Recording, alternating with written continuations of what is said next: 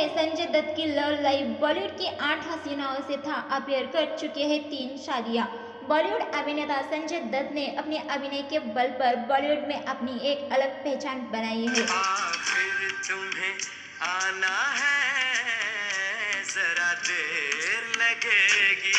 29 जुलाई 1959 को जन्मे अभिनेता आज अपना 63वां जन्मदिन मना रहे हैं। सुनील दत्त और नरगिस दत्त जी के बेटे संजय दत्त ने 1981 में रॉकी से बॉलीवुड में कदम रखा था।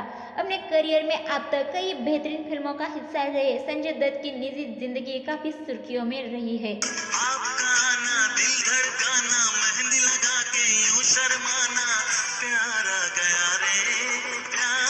खासकर उनकी 308 गर्लफ्रेंड से लेकर 3 शादियां करने तक की लव लाइफ। आज अभिनेता के जन्मदिन के मौके पर हम आपको उनके बॉलीवुड की हसीनाओं के साथ रहे अफेयर के बारे में बताने जा रहे हैं। टीना मुनीम। संजय दत्त के अफेयर की बात जब भी होती है तो उनकी पहली गर्लफ्रेंड के रूप में टीना मुनीम का नाम सामने आता है। प्यार है,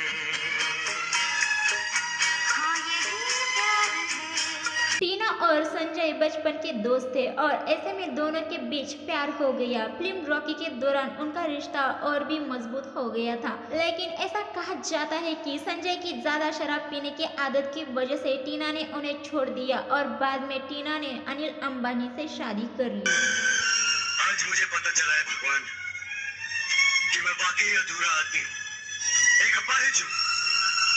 क्या यही मेरा दोष रेखा। है? संजय दत्त 1984 में जमीन की शूटिंग कर रहे थे जब उनके रेखा के साथ अफेयर की खबरें सामने आई। रेखा और संजय दत्त की शादी की खबरें भी आने लगी। बाद में संजय दत्त ने एक इंटरव्यू के दौरान इनको अफवाह करार दे दिया था। वही रेखा का नाम उस समय अमिताभ बच्चन के साथ भी जोड़ा जाता था। लड़ाई के मैदान से तीर दिखाकर भागना बाबा की फितरत नहीं। ऋचा शर्मा। संजय की उनकी मुलाकात अपनी पहली पत्नी ऋचा शर्मा से फिल्म मुहूर्त के दौरान हुई थी। संजय ने ऋचा की तस्वीर एक लोकल मैगजीन में देखी थी और तभी से वो उन्हें पसंद आ गई थी। 1987 में ऋचा आग ही आग की शूटिंग कर रही थी। उस वक्त संजय दत्त ने उन्हें प्रपोज किया था लेकिन ऋचा ने उन्हें कोई जवाब नहीं दिया था। इसके बाद संजय उन्हें फोन कर जवाब मांगने लगे तो एक दिन ऋचा ने हाँ कर दिया। दोनों ने 1987 में शादी की और 1988 में उनकी बेटी त्रिशाला का जन्म हुआ। ब्रेन ट्यूमर के चलते न्यूयॉर्क में 10 दिसंबर 1996 को ऋचा का निधन हो गया। मुझे जो चाहे कर ले, मैं बर्दाश्त कर लूंगा, लेकिन अगर तूने मेरे दोस्त के साथ कुछ किया तो मैं बर्दाश्त नहीं करूंगा छोटे। माधुरी दीक्षित। संजय दत्त का नाम माधुरी दीक्षित के साथ भी जोड़ा जाता है। कहा जाता है कि 1991 में साजन की शूटिंग के दौरान मेरा दिल भी कितना पागल है, ये प्यार तो तुमसे। दोनों एक दूसरे के करीब आ गए थे। दोनों के अफेयर की चर्चा होने लगी और कहा जाता था कि दोनों शादी करना चाहते थे। लेकिन माधुरी के पिता इस रिश्ते से खुश नहीं थे क्योंकि संजय की पहले से एक बेटी थी। कहा जाता है कि 1993 में बॉम्बे बम ब्लास्ट में जब संजय दत्त का नाम आया तो माधुरी ने खुद संजय से दूरी बना ली। क्योंकि मेरे लिए गीता, कुरान, बाइबल जो भी है, वो खड़ी वो औरत मेरी माँ है।